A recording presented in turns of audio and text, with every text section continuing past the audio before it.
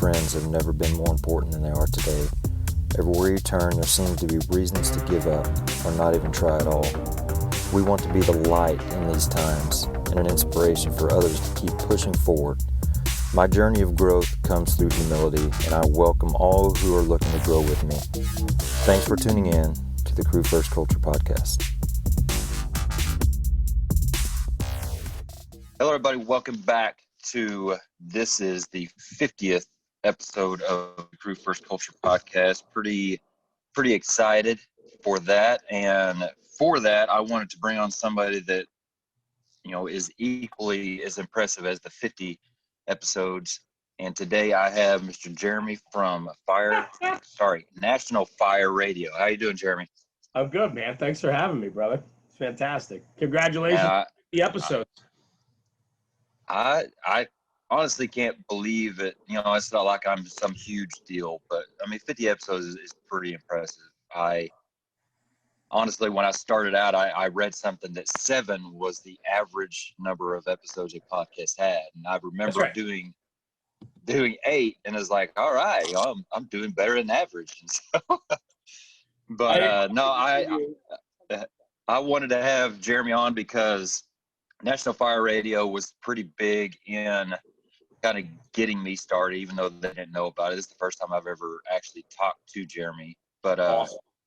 just your platform and how you run it, it's just conversation. It's just people that are fired up, and it's not scripted and all that. And that's kind of what I wanted to do because that's who I am. And so I appreciate what you give to us as the fire service, and I wanted for you to be the one to be on with me. So thank you very much for coming on with us. I will tell you, man, I sit back, and when I hear something like that, I really sit back for half a second and really think about what you just said. And I am absolutely humbled by that. The whole intent when we rolled this thing out was to just spread the good word. It's so easy for negativity to run rampant in this industry. It's so easy to find the little things that are wrong or mistaken, but it's hard to put the value in the good. And man, thank you. I am absolutely humbled that we had a part of you stepping up and spreading the good word. And to me, that means everything in the world. At the end of the day, whatever happens with National Fire Radio and wherever this thing goes and this wild ride that it's been for 2.5 years already, wherever it goes, man, it's moments like that make this all worth it for me. And I thank you for that. That is awesome. Truly. Yeah. And that's kind of one thing and I've brought it up several times with guests and other guests have brought it up. Just the thing that I enjoy the most about this, and we talked about it a little bit before we recorded, is just getting to know people that I would never have a chance to get to know, across the nation. I'm in Oklahoma. You asked me that before we recorded, yeah. And we'll get into whatever else you're wanting to know as well. But I love making these connections and making this network of people that are maybe trying to spread a little bit different message, but it's all for the same purpose. It's all to, like you said, spread the good word, to keep things positive, and man, today's age, I can't even tell you how important that is. And obviously I don't need to, but I really, it helps me. And I've had talks with my wife. It's helped me personally, not just, with the fire service, because I can't be talking about these things and not bring it home as well.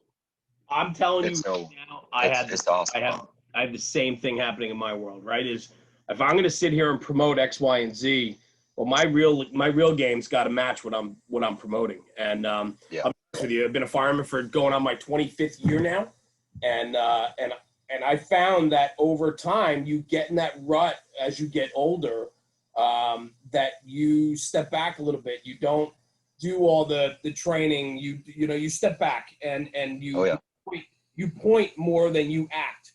And I'll tell you, man, I have since I'd say in the last truly year and a half, I picked up my game on training. I picked up my game on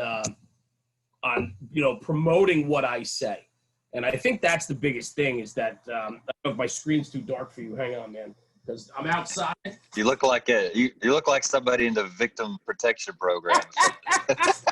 How's that, better? All right, sorry, man. I'm out on my. You got to understand too. On a sidebar in New Jersey, right?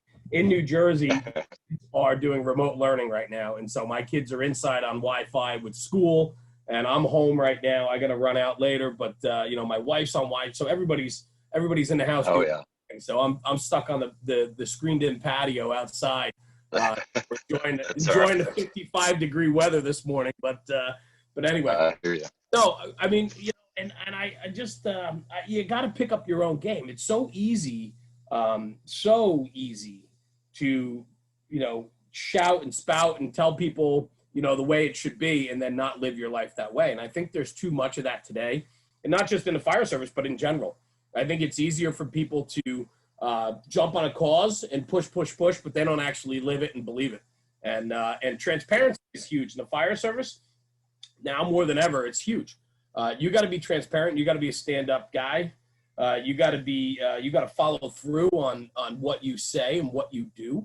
And those are the people that matter. There's a lot of mutts out there. There's a lot of people that don't follow through. And those are not contributing to our business. They're not contributing. So as you were saying that, you talked about being in the fire service for 25 years. I realized that we jumped way into this already. As a host, I've been on a couple other podcasts, and I really enjoyed being on the other side. So I hope that you enjoy it as well. But give us I don't know, a lot about you personally, and whatever you're comfortable with. Whatever you're not, then that's fine. But give us a little bio on you and. Sure, man. Go ahead. Sure. I think first and foremost, front and center, is if you're going to put yourself out there, you got to be an open book, and you gotta be honest with yourself, and then you got to be honest with people that are tuning in and devouring your content. And so for me, I'm an open book. There's only a couple things that I leave off the table that are personal to me, which has to do with my family and my kids and things like that. But outside of that, in the fire service, I'm an open book. You can find me anywhere. And listen, man, you got to be on the straight and on the up and up to be able to promote content and put the word out there. And so for me, I'm an open book. Started in the fire service 1995. Yeah, 1995 it was. And volunteer in a small suburban town, Bergen County, New Jersey. The department's Franklin Lakes. It's a suburban community 20 minutes outside of New York City.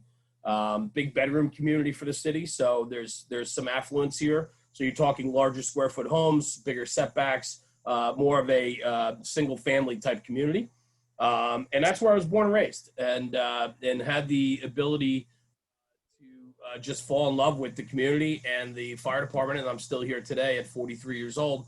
I'm still here today as a member of the community and still on the fire department here. Growing up, I went off to college. Interesting time for me. I was in college between 95 to 2000. So I took an extra half a semester. So I went 4.5, maybe 5 years, but it's only because I enjoyed college and not so much that I partied or too much. Yeah. But I went to college up in Poughkeepsie, New York, Marist College. And the department there was a accommodation department, paid in career. And as soon as I got up there, I realized that they went to work and it was a busier department than from where I came from. So I hopped on board right away. My freshman year of college, I went right to the firehouse and rode for 4.5 years with those guys and made tremendous friendships and memories up there. Went to a lot of fires and just had a blast. And so that really got my love for the fire service even going even more so.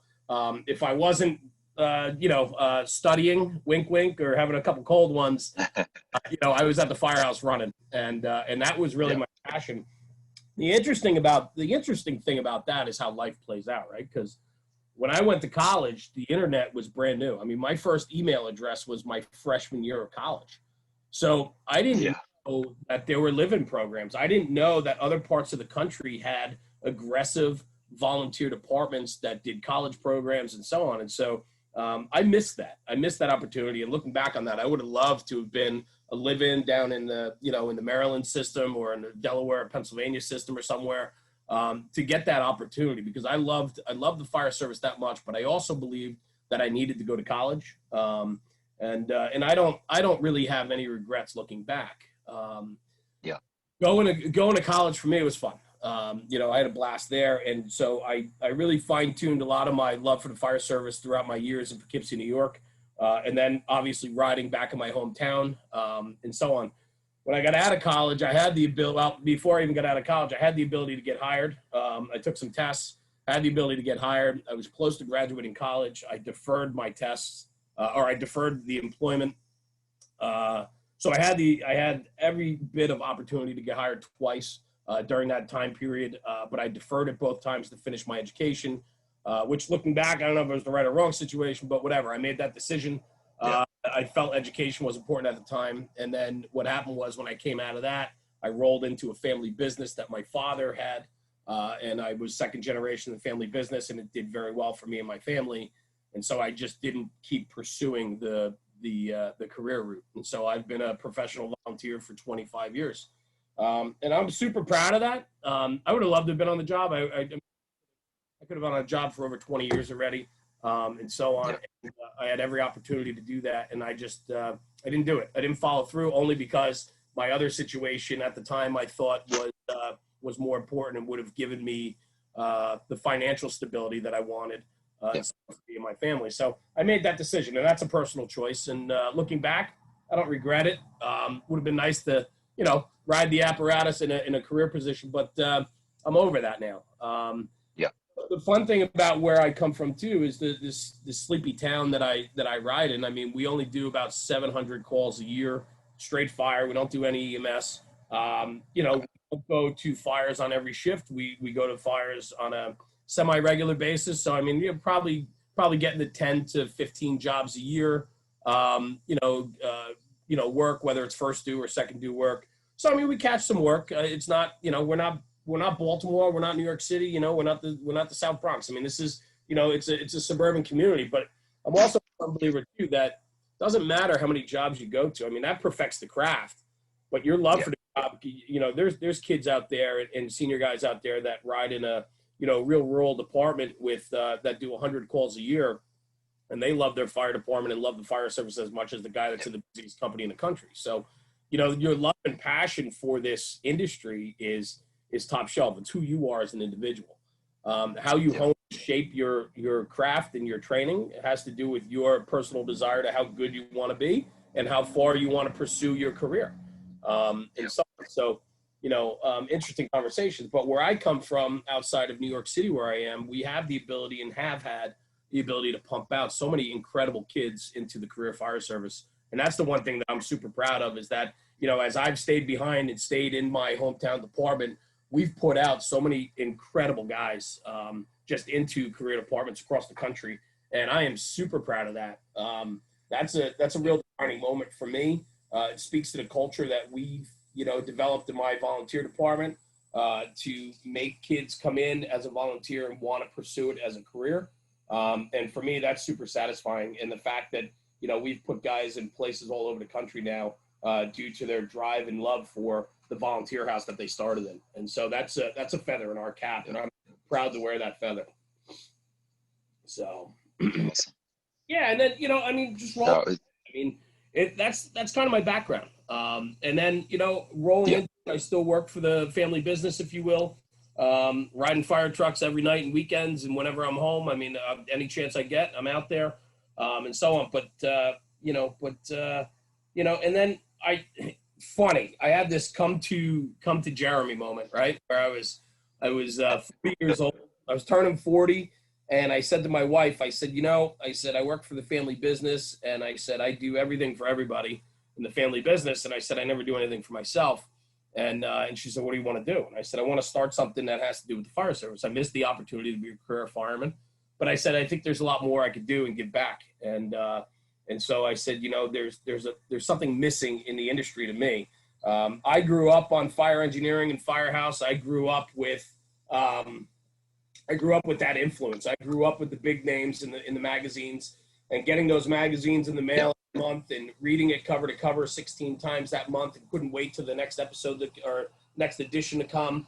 And to me, that's how I grew up in the fire service. We didn't have the access to the instant material today, the instant content that you can find at the click of a button today. And me, I felt that was missing. The excitement of the magazines has gone away. People aren't reading trade journals as much as they were. Everything's online. Everything's driven through social. People's attention spans are getting shorter. And so we need to be able to hit the industry and spread the good word like the magazines used to, but we need to do that on a current level. And for me, so I said to my wife, I said, I want to start something for the fire service. I think we could do, promote the good word, promote training, promote the brotherhood and the culture and tradition of it. And I think we can do that through social media. And she said, well, then go for it. And then National Fire Radio was born.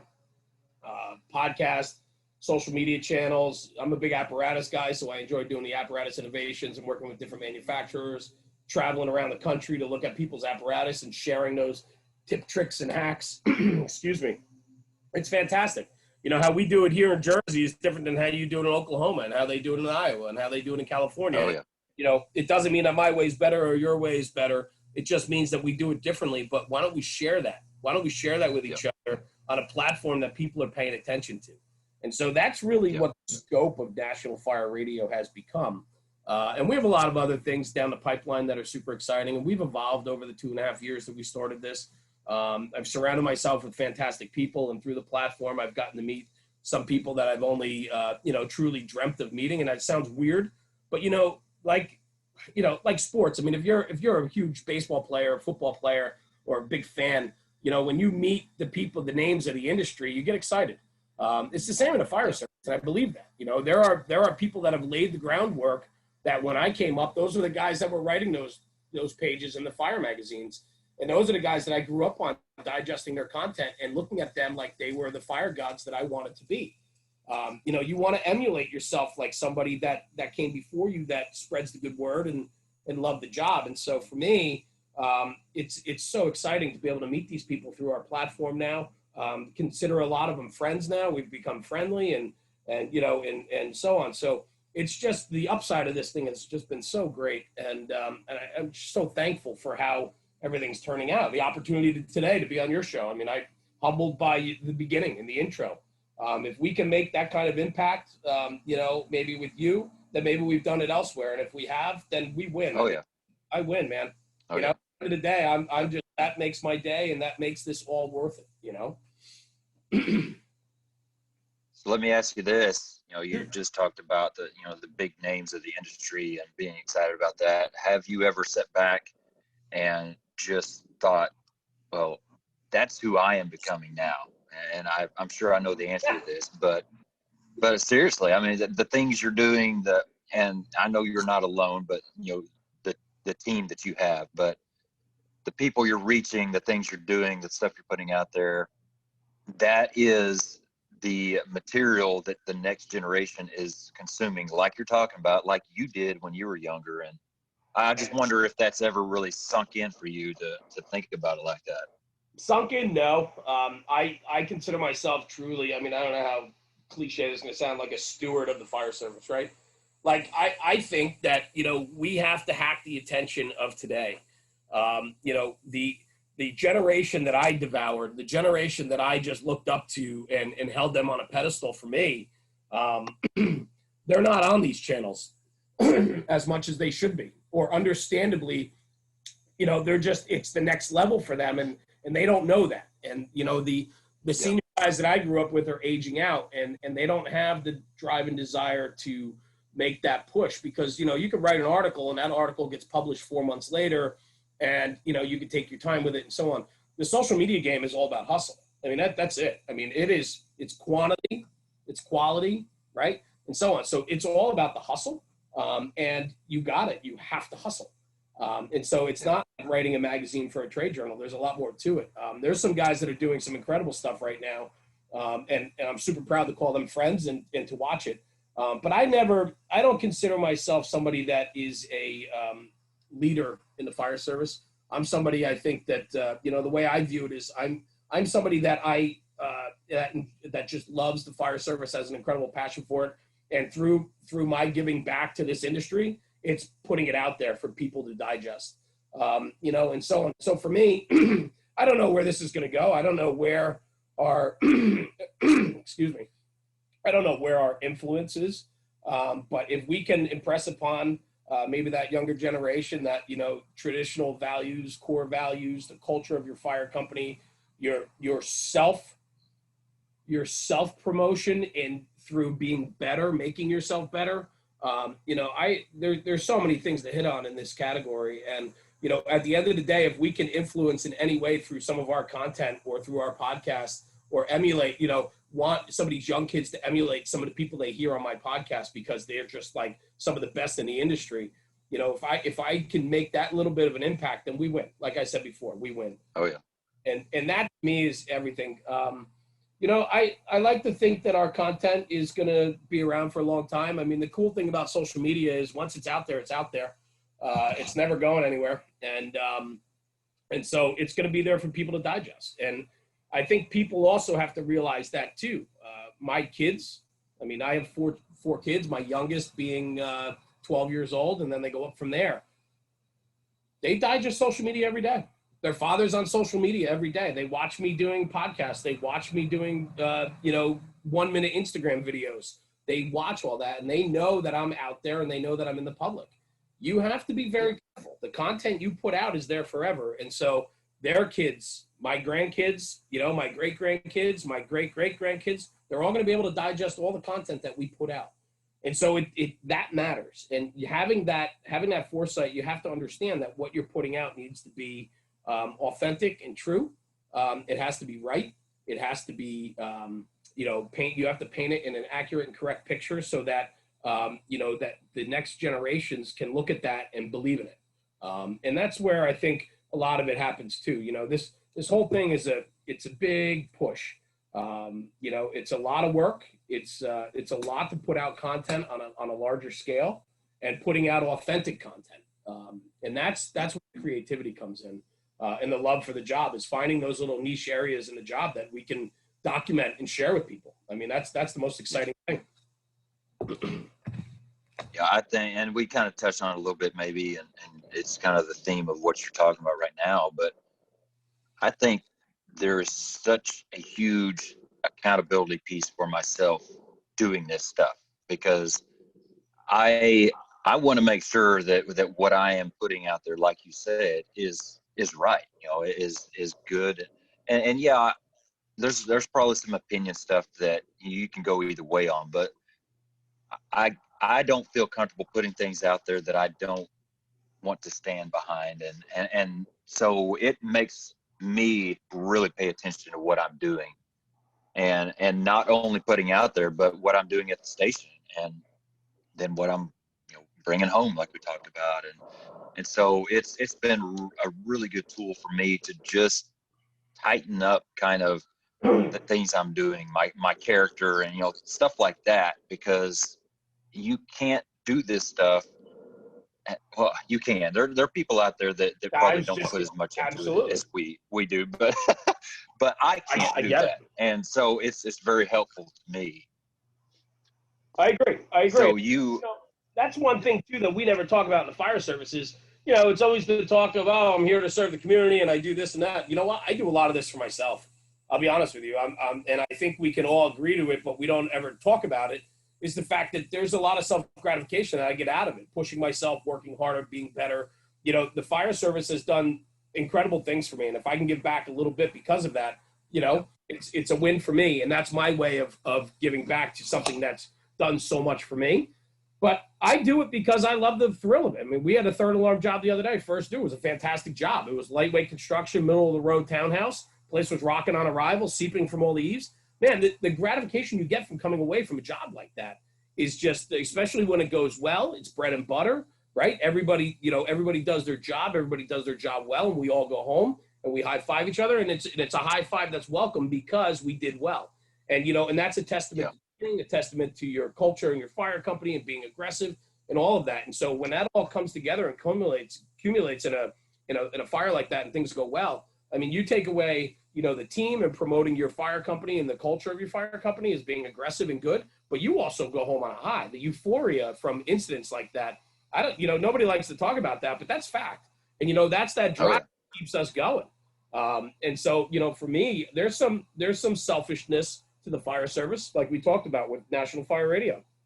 Selfishness that I get to meet all these great people and go to great places and, you know, and all that. And my takeaway from that is just incredible. And I am forever grateful for it. But you're right, man. When you do things like this, the accountability is there. You have to be accountable for what you're doing and how you act and so on. So you're 100% right, man.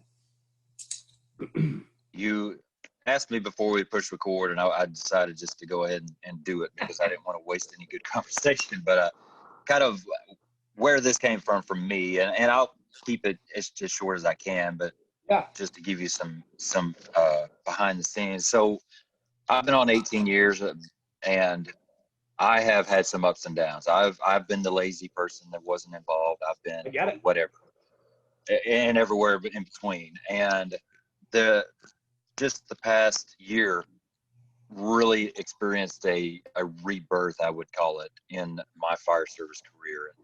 I'm now a station officer in charge of other people and brand new people. And all of that just started accumulating and just fired me up and made me want to do more. It made me want to be a part of something bigger than what I am. And so I tried to start reaching out to my department, trying to do things, you know, officer development stuff, mentoring stuff, and just nothing. Just walls, what was that rebirth for you? What prompted that? To be honest, it was getting a new firefighter on my crew. Awesome. At that point, you know, I was a station officer for about a year and a half, so very new in the role. But I'd had experienced people with me, and getting that new firefighter, it was like, I have a choice. I can either remain where I'm at, which, you know, we were doing good things. We were a good company, but I was not going to be able to give that person any kind of vault into his future at where we were at. Or, you know, I could stay there, or I could step my stuff up and really put him on a path to succeed as best as I possibly could. And it put a lot on. I mean, it really, like, my mind, it was just an amazing switch with my mind. And it put me on a track of, like, man, I couldn't stop thinking of stuff, you know, just leadership stuff and training. It's just like, it made me mentally like a freaking psychotic person, because I just had all this stuff inside. And it was starting to build resentment and anger towards my department because I wasn't allowed to use it at all. And so I had another choice. You are so the norm, man. That's happening everywhere. Happens everywhere. Really, I mean that. I know. But at that point, it was like, I can either choose to feed this resentment and anger and start putting out emails that totally take away from my message, or I could find other outlets to get it out. And so that led to writing and social media, and kind of when I got to that point, I started listening to podcasts. Like I said, you know, yours was one of the main ones. It still is one of the main ones I listen to. But then I got on with Thin Red Line Radio, had a call-in show one day on, I think it was Violent Valentine's. Sure. And John and Sean, I did that, and brothers, it was just awesome. Good dudes. Oh yeah, great guys. Yep. But I loved it so much, just having that conversation, and so that kind of triggered me to thinking, you know, maybe it's far, far beyond my personality to be doing this. And so it took a while to kind of talk myself into it. But that's, you know, a very compact version of how I'm here.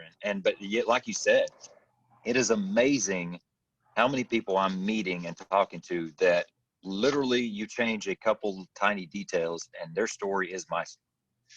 And it just tells you that there's so many more out there that need to be reached and need to be helped. I think, you know, the fun thing about, what we did in the beginning stages was when we hopped on and we started pumping out content and so on, it was fun to see that. I don't think especially like Instagram and so on, there weren't as many pages as there are today. And so, Oh yeah. when we first got going on it, it was fun to start seeing all these pages start popping up. And I like to think that, maybe we kind of help facilitate the green light to say, listen, guys, this is a new day. This is a new age in the fire service. We need to connect and be on the platforms that matter and where the attention is. And so I'd like to think that maybe we, kind of gave some permission to the green light for people to start their pages, or start producing more content for their pages and come out from the shadows. The fire service is super unique that, we love the crap on people before we lift them up. And it could be one of the best guys in the industry, but we'll crap on their content because maybe they're speaking at a church, or they shouldn't be doing this, or they shouldn't be putting out their content for free. Hey, we have people pay us for that, right? So like, there's all these conversations that happen, but the fire service is super unique in the fact that, like, we love to keep each other down instead of promoting one another. And to me, I think it's so backwards. And I think we have an obligation now more than ever to promote one another, to push out, to get the content out there, to educate our firefighters. Because when we suppress people from trying to be themselves, or we suppress people from putting out a message, and it, of course, good message, right? There's a lot of terrible messages out there too that promote the bad. And to those people, I just don't have time. And I've had pages that mock us, and I don't care. Like, the last thing I care about is somebody's willing to take time to digest my content only to speak badly about it. I feel sorry for them. You know what I mean? Like, I don't have time in my day to read the negativity, let alone read read something and put my own spin on it. It's crazy to me. It's crazy to me that those people exist in the fire service. And if they do, they're absolute mutts. They're mutts in the firehouse. They're mutts online. They're mutts in their personal life. They probably treat their wife and kids like shit, and so on. It's character. It's character. Yeah. We lack character sometimes. And when we talk about the senior man and we talk about tradition and culture in the fire service, we want stand-up people. We want people that want to promote the good, but quietly in the shadows will tear them down. And it's absolutely mind-numbing to me. There are so many great people in this fire business. There are so many great names and departments out there that have so much to share, but so many people are so cautious to share because they're worried about the repercussions. And I think that's ridiculous. I think it's wildly ridiculous. But I love to see what's happened in the last 2.5 years. There's been a lot of great training pages that pop up. There's several that come to mind. Nick Esposito's Truck Tactics, Mickey Farrell's Top Floor, Matt Pagliano's Boogie Down, right? Like, all these guys have Nick Barton's page, Flow and Vent, right? Like, all these guys are putting out just really good, solid content to educate the consumer. And the consumer is us. It's me, it's you, it's them, right? It's everybody, When you can send a picture of a tower ladder setting up properly in front of a building, a quick picture in an Instagram feed can literally teach you 1,000 things in 30 seconds. Oh, yeah. And so just that little piece of content alone is helpful for the masses. So instead of the people hopping in the feed and picking apart the one or two little things that might be wrong in it, why don't you promote the good, right? Not everything is perfect and not everybody's flawless. So every single guy that's picking apart stuff in the feed on an Instagram channel or a YouTube channel or a Facebook page, right? Anybody that's on there spewing negativity, they spew negativity everywhere. And they're not what we need in this industry. And now more than ever, and because all of a sudden there's a platform that allows them to speak their mind, do you think anybody cares what your opinion is? Nobody cares what my opinion is. Nobody cares what your opinion is, right? People put content out there to share, to make this industry better. And then the negativity spin on it is just horrendous. And we need to get over that. We need to push that aside. We need to get rid of those people. We need to get them out of our business because there's so much good. And now more than ever, we need to promote the good and stay away from the negativity. Everything in this world is so negative nowadays. We need to promote the positivity, plain and simple. Yeah, and that was a hurdle, personally for myself.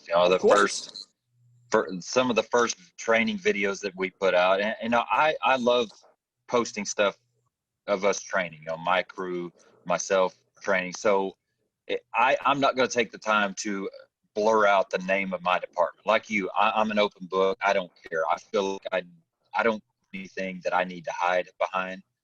So it was hard for me to see that stuff, talking about, you know, the crap that was in the video and putting negative, you know, stuff to it. And I was like, what are you doing? And Yeah. it's just something you just got to get over, because it doesn't matter what you put out. Somebody can have the ability to do that, and you just got to, you know, just keep going. If you feel like what you're doing is right, you're doing a good thing, just do it. And hopefully, yeah, go ahead. ignore it and it'll go away. No, Yeah, go ahead. Listen, I got some of the thickest skin around, man. You have to, right? If you put yourself out there 100, Yeah. That's the best thing about what we're talking about here, Jeremy. And the fact that your name is Jeremy is just like top shelf, brother. Top shelf. Fantastic name. But where I'm going with this is very much this. When you're 100% authentic and you're willing to put yourself out there, nobody has anything on you, and they never will, right? You admit your faults. You admit you stay in your lane. You know what you're talking about. You don't know what you're talking about. As long as you're an open book and you're transparent and honest with everybody, nobody's got anything on me, man. I challenge somebody to come find me and have something against me that's valid. You're not going to find it. And that's the thing. I had to make that decision when we started this platform. I had to make that decision with National Fire Radio that we had to be an open book. We can't pull, we can't hide. We can't not talk about reality. We can't not talk about ourselves. Like I said, there's a couple things off the table. I'll talk about my wife and kids, but you're not going to see them paraded all over. I just choose not to do that. But you have to be authentic, because if you're upfront with the viewer and the consumer, nobody's got anything on me. I win. Like nobody can tear me down, and you have to have thick skin, and you have to be able to be attacked. I've been attacked personally so many times with this page. And there are so many people out there that are just looking to twist and torque and turn things around on you. Well, that's fine. Like you gotta move past it. This is a long-term play for me. This National Fire Radio, in my eyes, is going to be the biggest platform in the fire service. And that's where I'm gunning to go.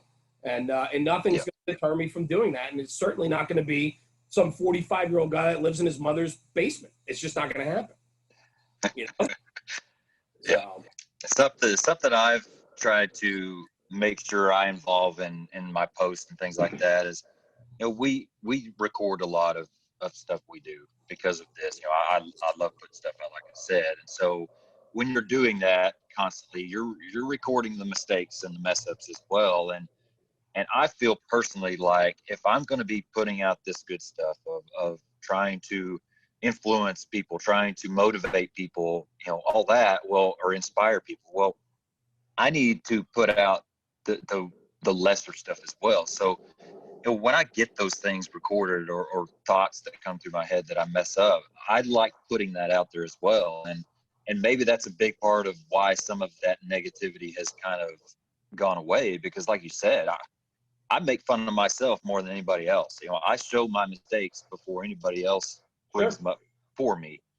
And so, I just think that maybe that's out there a little bit, but I don't see a lot out there, of kind of that mindset.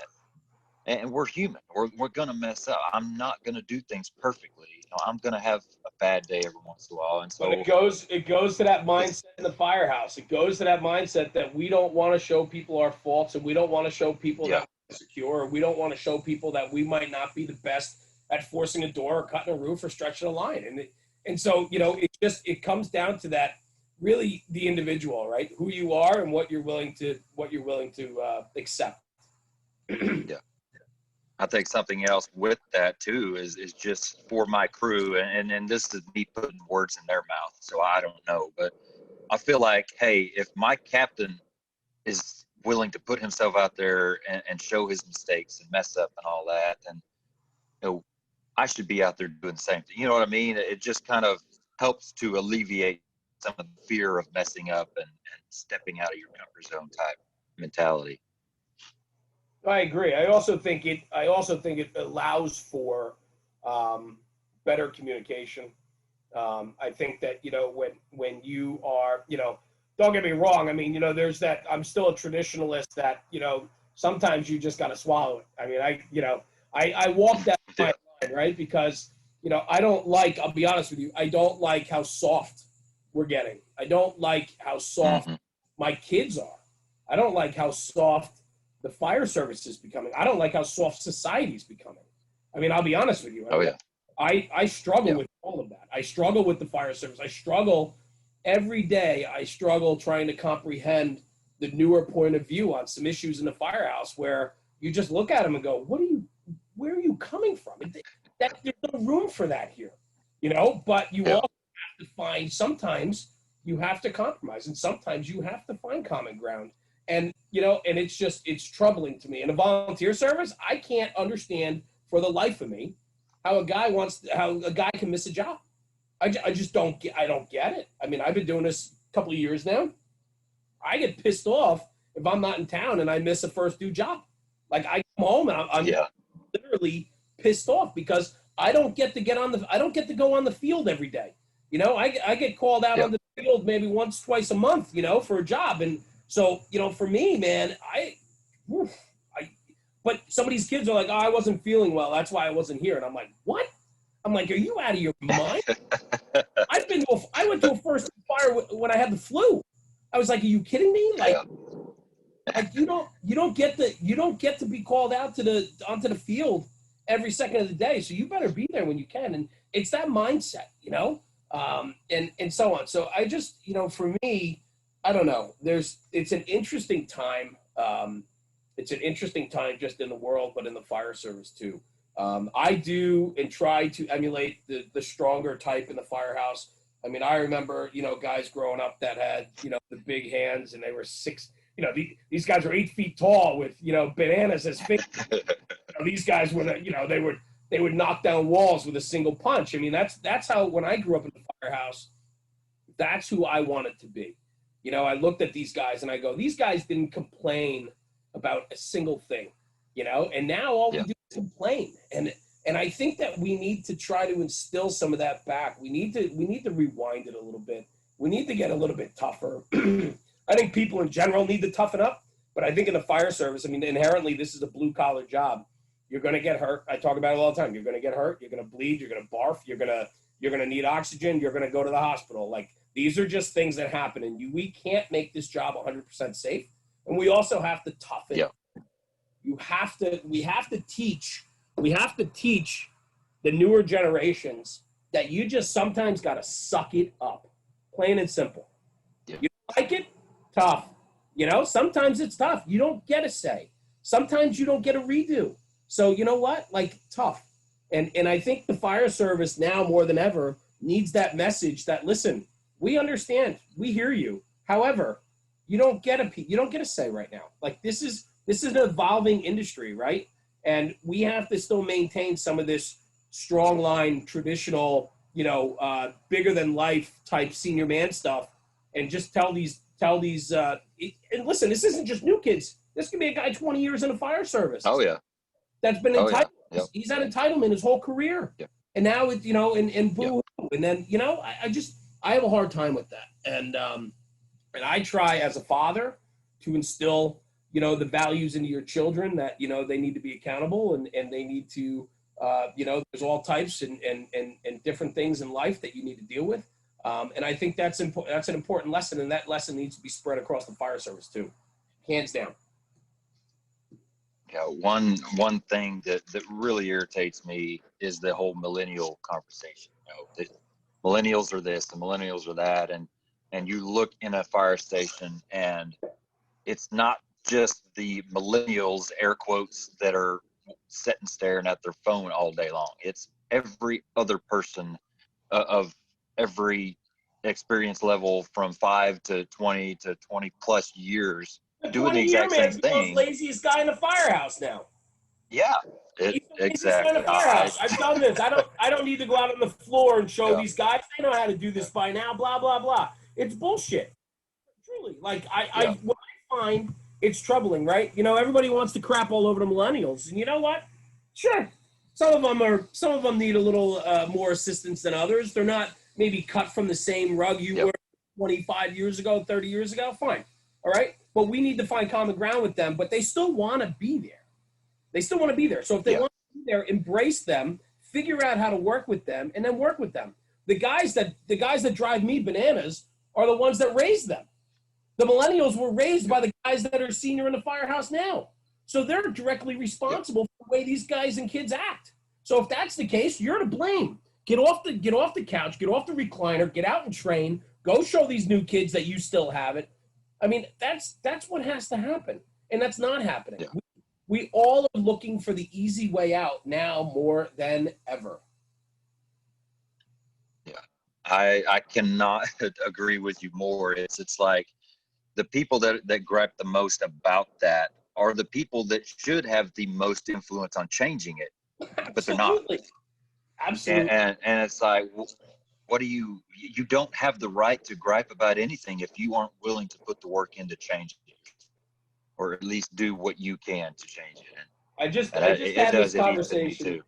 I just had this conversation literally 2 hours ago with a friend of mine who I sent him a sign, the Taylor Tins sign. Taylor's a good friend, does a lot of work for me through the platform and so on. And I had a sign made for a buddy of mine up in New England. And I sent it to him just out of nowhere because it's, he does so much for the fire service and the Fools organization and so on. I wanted to recognize him.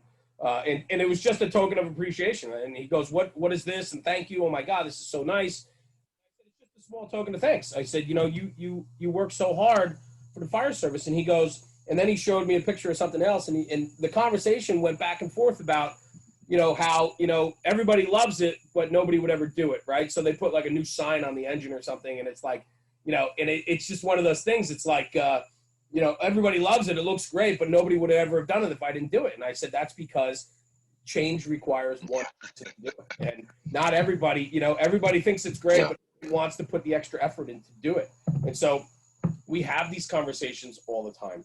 And, and I just think that we need to have some real conversations, and everybody shies away from the real conversations and so on. But I don't think it's a generational thing, because if you think about it, you want to talk about millennials today, generation before was the biggest slackers, and the generation before them was the biggest slackers. And, even the greatest generation, right? The World War II generation. I mean, you're talking some of the toughest people that's ever been in this country. And, the generation before them thought they were slackers. So it's just evolution, right? Yeah. It's what we do with it. It's how we act. And you can go into fire. Listen, there are volunteer fire companies in this country that are run by 25 and younger that go to 4,000, 5,000, 6,000 calls a year, right? You go to some of these bunking programs and it's all younger kids. And you know what? Those guys have motivation. They want to be there. They have a culture of drive. They have a culture that they want to be firefighters and be the best firefighters they can. Well, they're millennials. What's the difference? It's the leadership. It's the culture. It's cultivating a place that people want to be. People want to be, when you have an all-star company, the slackers aren't there. If you have an A company, the B, C, and D players will never ride there or want to be in that house because they're going to get walked on. And so they go to the slacker shop, and that's just how it works, And that's something that, you guys like to talk. You love talking about those things, and I do as well. It's the fire service tradition, the company pride, the culture, and all those things that I can't get enough of that type of conversation right now. And I really love it. And I really love trying to create that, at my current right now. But man, it's so much work, and just goes right back to what we're talking about. If that's what I want, then I know I've got to be the one to want to put the work in for it.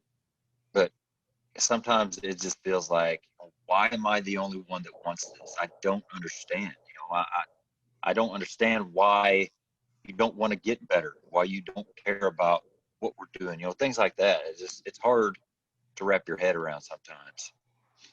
I get messages all the time from kids, typically younger guys, volunteer and career, who just want to vent about where they ride or where they're a firefighter and how they are so excited and they want to do this and they want to do that. They want to train. They want to do extra. They want to promote. They want to do, put a sticker on the rig, get a new logo, like all these things. And then like, I want to go to external training. I want to bring a guy in to do external training here and so on. And they're so suppressed by their own people and the leadership, right? I mean, you think about, I don't know the numbers, I probably should by now, but I don't know how many fire companies there are in the country and how many how many firefighters there are, but my point is this, is 95% of this industry, and I'm throwing that number out there, but I'm going to go with it. 95% of this industry are rural and suburban departments. Not everybody has the ability to be in a big city where they're going to work all the time. And so you get into these areas and you have all these gun-ho kids that come in and they're suppressed by the chief that's been there for 25 years, right? Or they're suppressed by officers that are unmotivated and just said, this is the way it is, kid, deal with it. And there's nothing worse than watching the spirit drain out of somebody that's excited and excitable in this job.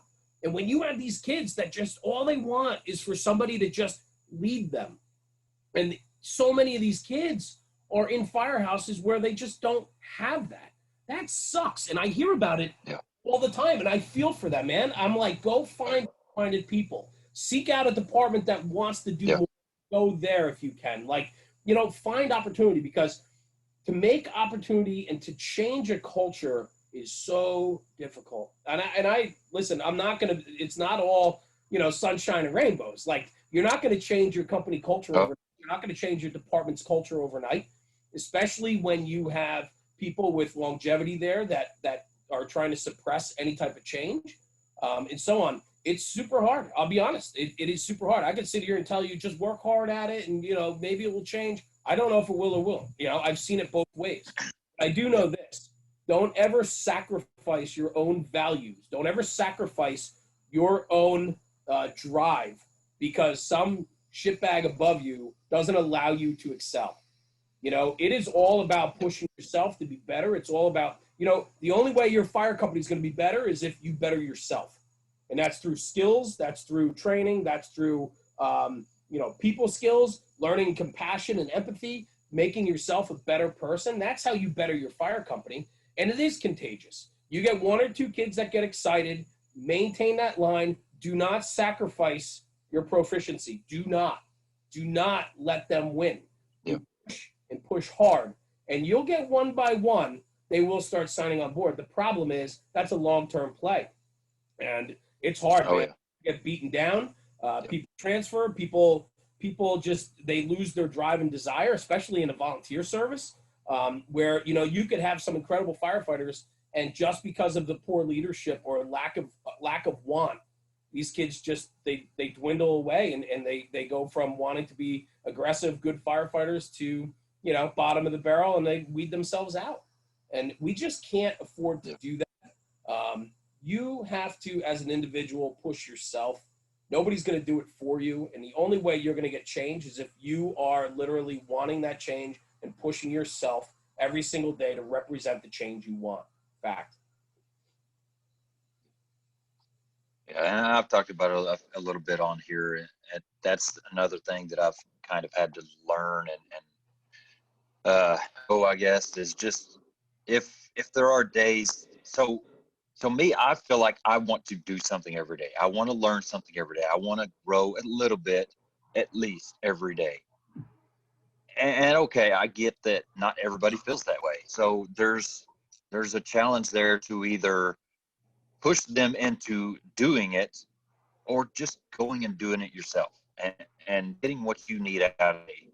And there's a balance there. I get that you can't do all of one or the other. It's got to be a little bit of balance, but I'm okay now with grabbing whatever equipment that I want to work on for the day and just going and doing something myself. If that's how it plays out.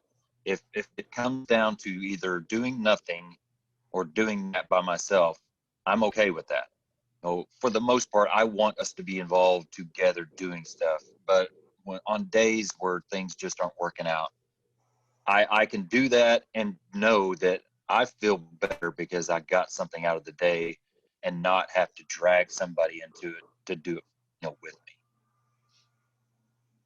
I get it. And that's that personal push, you know, that personal drive for yourself. You know, you said you want to learn something every day. You want to do something every day to better yourself. I mean, that's just personal drive. You know how many people don't? You know how many people just, you know, listen, I'm trained. I've been to fires. Like, I'm a fireman. I'm fine. Like, I don't need to learn how to stretch that 350 line better. I don't need to learn how to force that door better. that exists probably, that's probably more rampant and prevalent than proficiency in wanting to better yourself. It's creating, like I said, it's creating that culture that people want to better themselves. And it starts with your personal first, and then it snowballs into being a firefighter. And, you know, we talked about it earlier, you know, National Fire Radio has done that to me. You know, I said, if I'm going to stand up and be a voice on our platform and be transparent, then I need to be honest with myself too. That means I got to fix things in my life. I got to fix things at the firehouse, fix my actions at the firehouse, and make sure they represent what I'm talking about. It's that accountability. That's probably one of the most important things I think out there to build better character. I really do. Yeah. And I think something else too is there's always a hope in the back of my mind that, okay, I'm doing this every day because first off, that's what I said. You know, I said that I wanted to do something every day, so I need to be doing something every day. But hopefully, eventually, I'll get one more person that wants to do something every day. You know, and you know, it just kind of hopefully over time builds. But like you said, it's a long game. It's a game of patience, and patience, most people in our it's nobody hard. Patience is not as nobody has patience anymore. You know, things don't happen overnight, you know, and that's the thing too that has to be discussed is that, you know, things take time and you have to have patience and nothing happens overnight. And that's really a big conversation in the fire service too, where, you know, hundreds of years of steeped in tradition of why we do things. And then somebody, you know, the younger kid wants that change and they expect that change to happen overnight and not take time. Things take time. You have to learn how to politic your way through. You want to change that crosslay design or that rear load. You want to go from a flat load to a Minuteman or even like a tenement load or something. That takes time because you have to educate the guys that have been there before. You have to educate why, and it takes time. And I've had these conversations with people, and I love it. I love hearing the success stories that come out of it, but it also didn't happen overnight. And if you do it overnight, there's resentment and it doesn't work and you can't sell it to everybody. There's a lot of politics involved in the firehouse and getting things for the right reasons, but you still have to go through the paces to get it done. Everything is a long game. You have to have patience, and now more than ever, nobody has patience. Nobody. Yeah. I completely agree with it, and I can speak from personal experience. That's who I am, but you got to figure it out. You got to do it, because if you want to have anything change, if you want to be involved in change, if you want something to be better, you need to be the person to do it, and it's just gonna have to come. So that's definitely been an area that I need to grow in for sure. I talked about, you know, tradition and things like that as far as something you love to discuss and talk about. So my department, you know, we're 117-ish years old. We're actually older than our state. Right. And saying that, I've done a lot of thinking lately of just kind of what we are tradition. What are our traditions that I really like? And to be honest, and not trying to bash on my department, but I don't know a lot of those. I can't think of a lot of things like that. Do you feel like there's a lot of that out there that just, you know, we're a fire department, okay? What else? So what makes us Edmond? Edmond is who I work for. What makes us the Edmond Fire Department? What are the traditions that we love, that we hold dear? You know, 18 years there, I don't know a lot of things that I could answer that with. Do you see that a lot, I guess? Yeah, it's super unique, right? So where I am in the Northeast, right, in New Jersey, you have some of the oldest fire companies in the country are here in the Northeast. You look at, we are really steeped in tradition in the Northeast. I think when you talk about, you know, Massachusetts, Boston, New York City, you know, and all these older departments, there is tremendous company pride, tremendous tradition and culture that run very deep. And a lot of people know the stories. However, people are starting to forget the stories too. And I know also a friend of mine out in Texas, when we first started National Fire Radio, he reached out. He's like, hey, can we chat? And we talked. And, I said, yeah, here's my number, man. And I'm not afraid to chat with anybody. So I said, here's my number. I give it out. It's not a big deal to me. And I said, yeah, give me a call. He calls me and says, listen, he goes, I'm so jealous of the Northeast. He goes, all your, like New York City, right? Everybody knows New York City and it's, world's largest fire department, all this stuff, right? And every single company has their logos, their mascots, and the tradition and stories that are hung and adorn the walls of their firehouses. Yep. And, you go to other parts of the country. I was talking to him. Their area in Texas is growing so fast that they have 2 new fire stations popping up every 6 months because their area is growing so fast with population. And it's sterile. You walk in and it looks like a hospital. It's, tile floors, Exactly. walls, nothing on, no tradition on the walls, no traditions. The fire company started in 2019. We have there's no tradition here. It's a place we work. We walk in, we go to work, we go home. There's no steeped culture and tradition in that firehouse that make people maybe sign on just that little bit more, right? I still love walking into older firehouses and seeing the pictures on the walls and hearing the stories from some of the old timers or the guys on the line.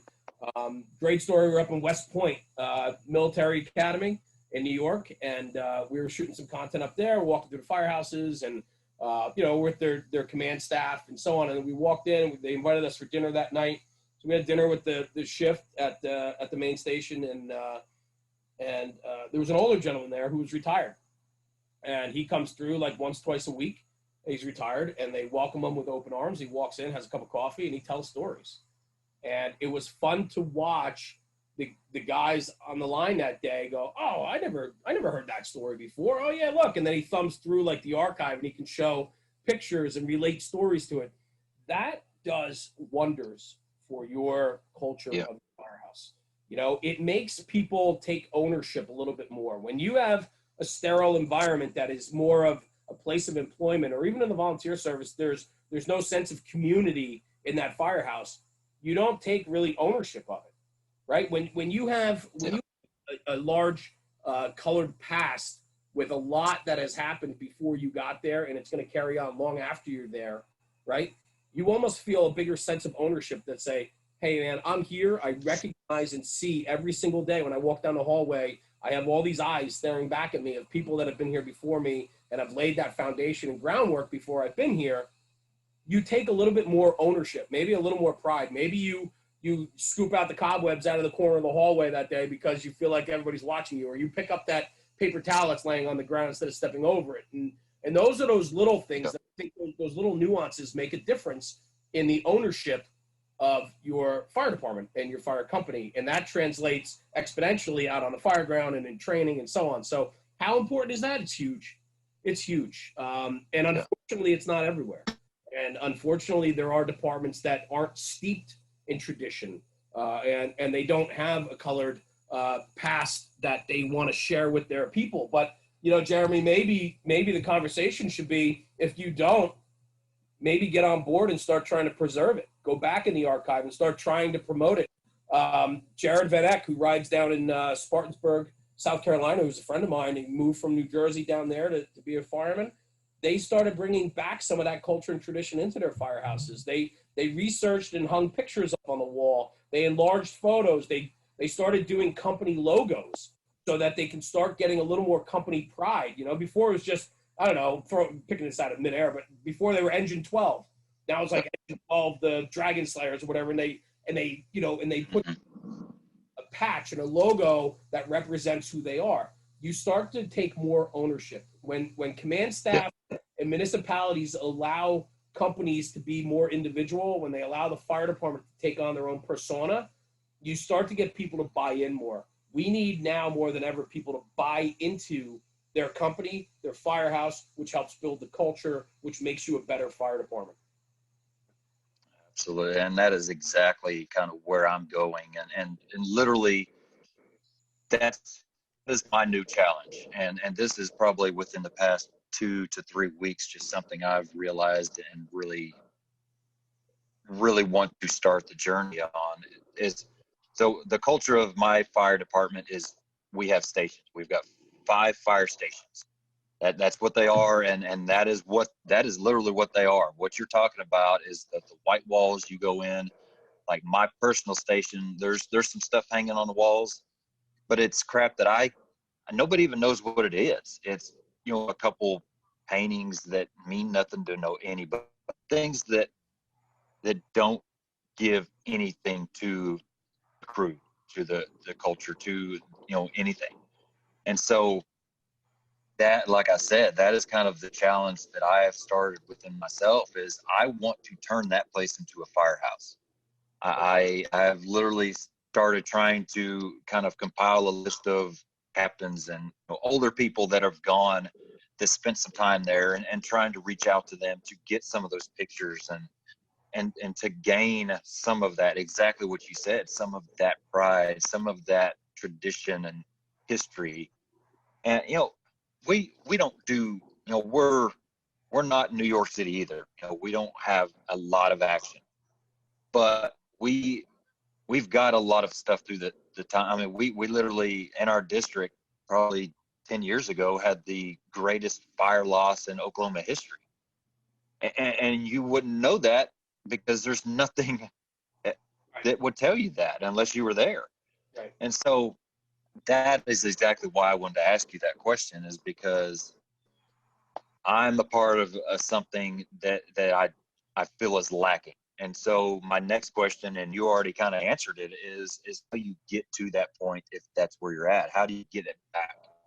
And maybe even if you're able to get it back. Yeah, I mean, so just like anything else, it's digging through the archives, digging through people that have gone that might have some pictures, that type of thing. And so you know what I find fun though is, and I think it'd be super contagious, is that if you start this process, if you start looking back and pulling out photos, and you start pulling out video records and articles from the library or whatever, right? You start compiling data of the past, and you start spilling that out on the table every time you're working, people are going to start picking up, start looking at it, start digesting it, and they're going to see where you're trying to go. And that's how you want it to become. You want it to be contagious, right? The more contagious it is, right, the better it gets. The quicker it spreads, and you start getting people to sign on, and they say, look what Jeremy's doing, man. This is awesome. Remember this fire from the 80s, like this one, blah, blah, blah, blah. And like people have, you start telling. I mean, some of my favorite things in a firehouse is standing around and just telling stories of yesterday. Talking about the past jobs. Yeah. I love coming back from a run and wheeling the engine down a street that we had a good fire on, and telling the new kids that knew nothing about that fire, we stop in front of the house for half a second, or we point it out and say, man, we had a rocking job in this place, and we talk about it. Like, it's those little things, it's those little pieces that I think build up to a bigger thing. And, and it takes work. It takes hard work. It takes drive. It takes, looking, set a goal and go get it, right? And how do you do that? Well, you got to take all these little steps to get to it. I would love to hear where you are 6 months from now on this, and see, if it's contagious, if it's catching on. Now, listen, doesn't mean everybody's going to go and start researching everything, but at least you start getting conversations going where people accept, and then you say, hey, why don't we get some of these photos enlarged? Let's get them on the wall. How cool would that be? And this and that. And when people sign on to that, they take ownership, and then the ownership allows that to happen. And so I wish you nothing but success with that, because that's only going to better you, your department, your guys. I mean, it's just, that's a home run, man. Absolutely. Yeah. And something else kind of, and I think kind of what started this journey for me is, we've built several props that we have just at our station. I keep calling it the station because that's what I know it as. But so we've got one of the big giant hose bed prop. We've got a door winch prop. Now we have a Denver prop in a box with wires, and I kind of did some work on the back of our hose tower, and have a target area for ladder deployment and things like that. And I think that's kind of what started that conversation in my head, is because I consider that part of the whole journey. We have a firehouse that is basically a miniature training ground and that is part of who we are now. It wasn't before we started it. And so I think that's cool to kind of start creating those things, with your environment, with your culture, and that's kind of what has started the process. Yeah, and I love it, and it takes little things like that, and as you go, it expands, and people start to buy in. You want the buy-in. The buy-in is where the excitement is, and that's what allows you to move forward. Is the buy-in. Do you, as far as the fire service goes, you talked about kind of losing some of that. Do you think we're headed in the right direction, or you think that's something that is, if we don't really get a handle on, we're kind of headed in the wrong direction as far as losing that culture, that tradition, all that? I don't know where we are. I'll be honest, and because I'm torn. Some days I have great days where I'm like, man, it is alive and well, and other days you sit there and shake your head and go, what the hell is going on? It's a struggle. It's a back and forth struggle. I think we're okay. I don't think it's doom and gloom. I think things have changed. I think people have changed, and with all of that comes change to the fire service. I do think, though, that we need to maintain a line of proficiency. We should not sacrifice the job. We should never have a conversation about them and us. It should always be about them. Yeah. And I'm a firm believer in that. Yeah.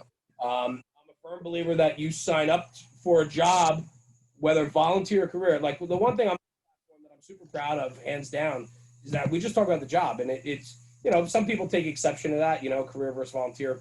I don't distinguish a difference. And, and if people get hung up on that, I'm not the page for you. I just talk about the love for the job. So whether career or volunteer, it doesn't matter. But what does matter is that we can't sacrifice proficiency. We can't sacrifice what the duty and job is. We can't make changes for the individual. We have to do the greater good, right? So, where I find a lot of times rules change because of certain individuals, and it penalizes everybody. Instead of focusing on the individual, we focus on the whole, right? It's easier to make a sweeping change than it is to address the individual.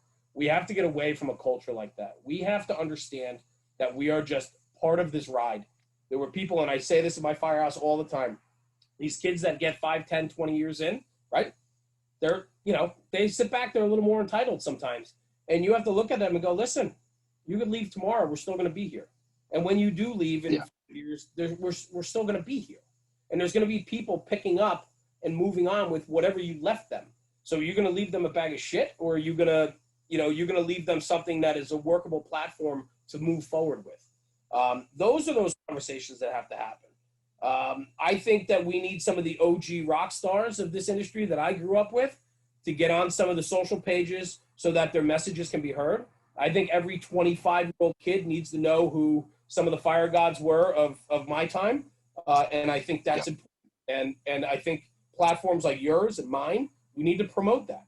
I also think, though, that there needs to be a new generation, the new generation of fire gods that are upcoming. And I think that those household names need to put themselves out there so that these younger kids can sign on to it. They can sign on to these individuals to emulate, right? You have guys that are putting out great content, but I want them to own that content with their face and get out there and push their content and become somebody that the younger kids want to emulate. You have experience and knowledge and training-based, or not training-based, but experience-based knowledge. Share that with everyone. Share that and own it, because those kids are going to want to be you. Those kids need, just like somebody in a football player or a baseball player or a basketball player, whatever. They want to emulate somebody.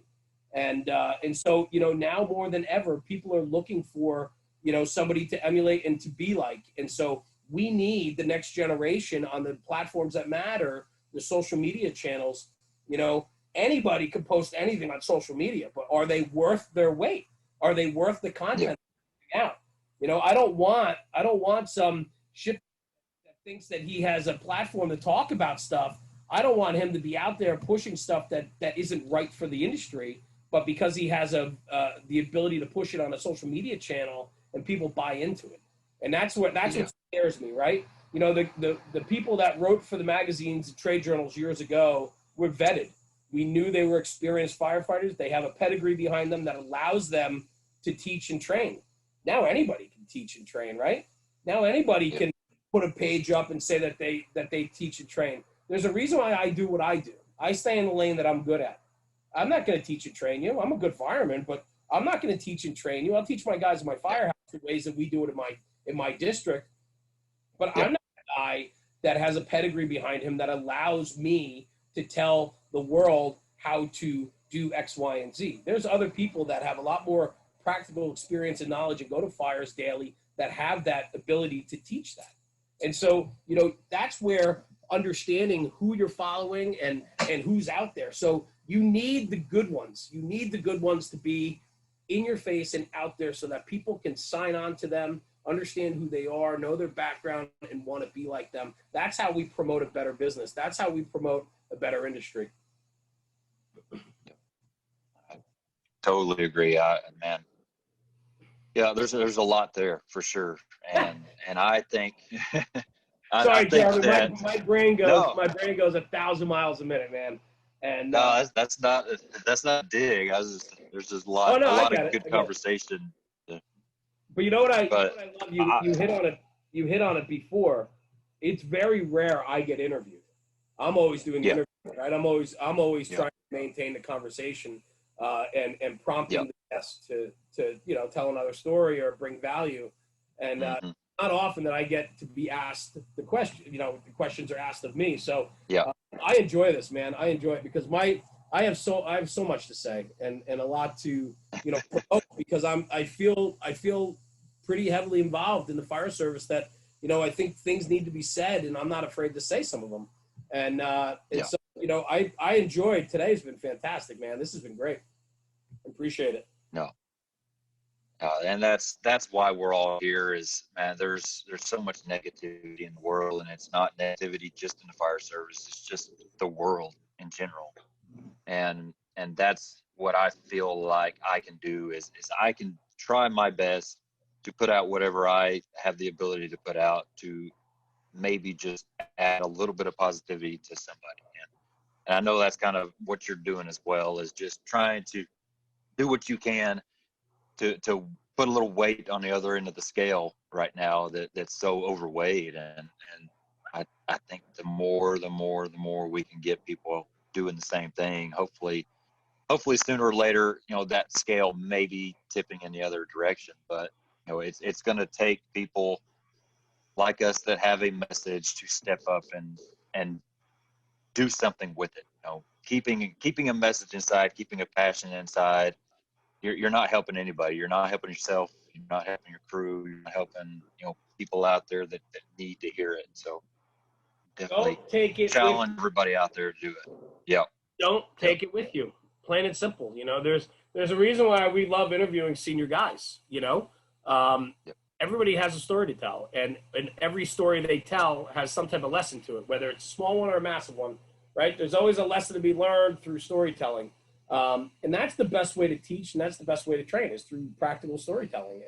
And so for me, that's the love of the podcast for me. Out of all the content we do, I love being able to sit in the studio with a guest and just BS and tell stories because the lessons learned and the laughter and the sadness. I mean, we've had highs and we've had very lows on our show, and I love everything about that.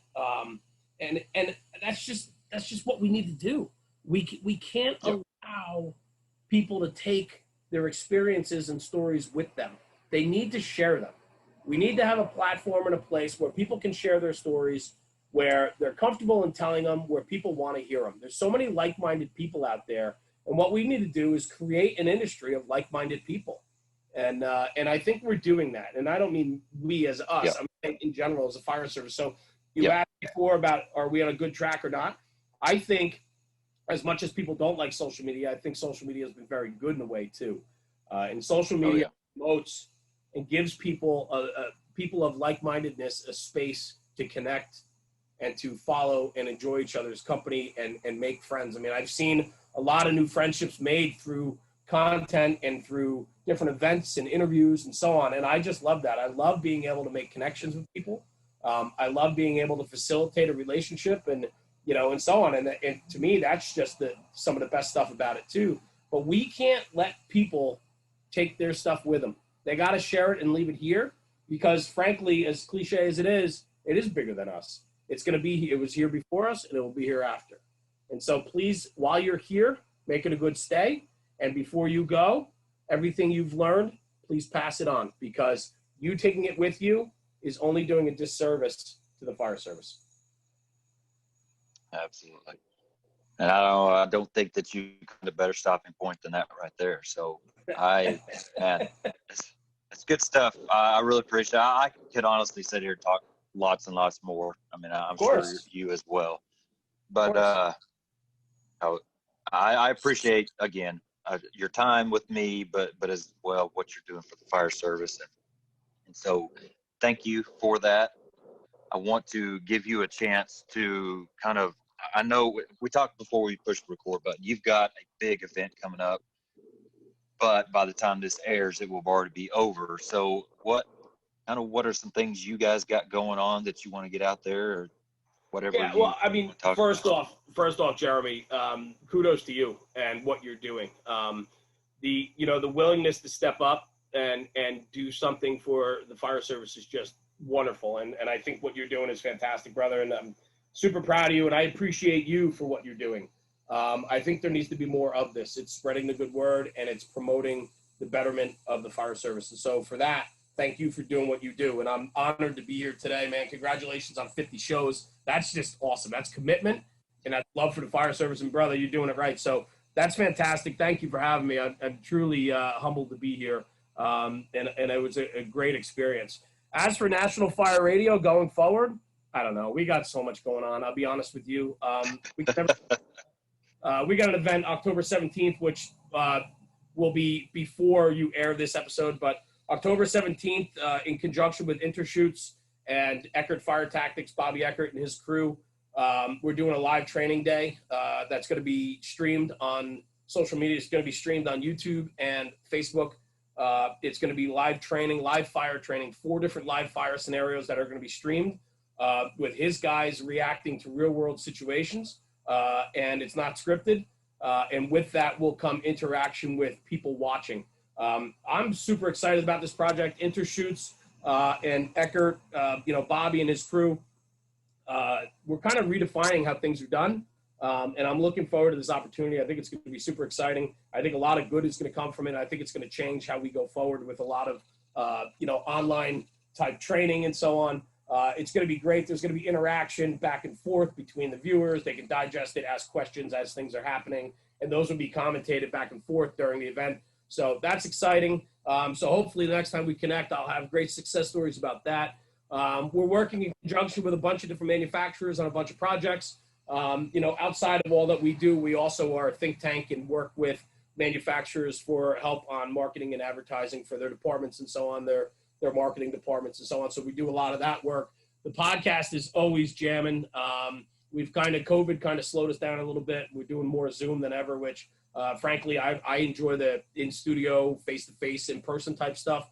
But like today, we're doing this through Zoom, but it's a great opportunity to connect. But I'm looking forward to getting back into we have a new studio. We just moved again. We're moving into our new studio. We have a lot of travel. A lot of the travel was put on hold this year because of COVID. We do a lot of departmental visits. We just have so many things going on. Rush the Bus is our EMS division for National Fire Radio. Pete and Julie are doing incredible things there. And they're actually on a trip to Detroit right now, documenting some stuff for EMS, which is super exciting. You got Pip from 555 Fitness has the Size Up podcast, which is on the National Fire Radio platform. That's more of a personal size up, not only just for the fire service, but in life in general. And that's a pretty cool platform. Pip's doing some really unique things with that. I'm super excited to be behind that. And then we have AJ from Fork and Hose Company, which probably needs no introduction. His Instagram posts and videos are just, makes everybody drool with being such a great firefighter. So we've rounded ourselves out with just incredible people. And I think that's what's most important in the fire service is that you surround yourself with people that want to do more and that are like-minded. So we have a lot going forward. We're on all the social media channels, some more, more prevalent than others. We have some new content coming out, which I'm really excited to post. It's in the pipeline right now. I don't want to spoil that, but that's going to be some game changer stuff, I think, and so on. So I'm just excited. I'm looking forward to 2021. We're going to be rolling out our on taps. So we're going to be doing 5 to 6 events next year in 2021, which will be all over the country, not just the Northeast. So we're going to be working with different groups to roll out our on taps, where we're going to bring in either an individual speaker or have a platform or panel of a few people that just want to talk shop. Those are always great events. And I'm sorry, with 2020 this past year with COVID, when they all dried up and we weren't able to do. Last one was right before COVID happened, but we missed out on that this year. So I'm excited to roll into 2021. I think there's just so much that can be done, and there's so much out there to promote this incredible industry that we all love. And I'm excited to do that. And it should be a good year coming up. And again, Jeremy, thank you for having me on your page, and I wish you nothing but tremendous success with what you're doing. Hold your head up high and be super proud of what you're doing, because you're making a difference, and that's what matters. So good job, man. Thank you for having me today. Appreciate it. I appreciate it. Thank you. I think we're all looking forward to 2021. That's for sure. We sure are, man. We sure are. All right. Thank you once again for spending some time with us today. I really appreciate you tuning in. I hope that you enjoyed the show and gained a little knowledge, a little growth, grabbed a few takeaways, and hopefully it'll carry you into the rest of the week, and look forward to seeing you again. Wanted to take a short amount of time to thank my podcast sponsor, Woods Forcible Entry Door Kit. It's a great product. I love it. I own one myself. We use it all the time at the firehouse that I'm at, and just really love it. Great tool for training, great tool for exercise and working out. And I've said it before, this is a group of guys that are doing great things for the fire service, and just a good, solid group of guys. So I'm very appreciative for being a part of that team. So thank you to them. Please go check them out. And as always, if you don't mind, share, like, subscribe, download, whatever it is on whatever platform that you're listening to. If you enjoy what you're hearing and appreciate the content and the guests, I would really appreciate taking a little bit of time and doing that for me. Just to kind of helps the visibility of the show, and just helps me, to be honest, know that I'm doing the right thing and headed the right direction. So thank you very much for everything you do, and sharing the show and just helping me get my message out. So thank you. Hope you have a great week. Look forward to having you back again. And until then, stay safe. Take care of each other.